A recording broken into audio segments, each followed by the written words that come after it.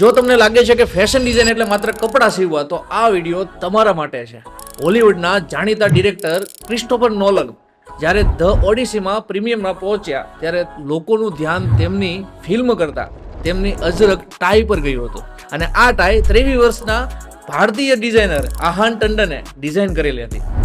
ભારતના અજરક ફેબ્રિકને વૈશ્વિક મંચ સુધી પહોંચાડવાનું કામ આ એક યુવા ડિઝાઇનરે કર્યું હતું. અજરક માત્ર એક પ્રિન્ટ નથી, તે ભારતની સદીઓ જૂની હેન્ડીક્રાફ્ટની પરંપરા છે જે આજે આંતરરાષ્ટ્રીય ફેશનમાં પોતાની ઓળખ બનાવી રહી છે.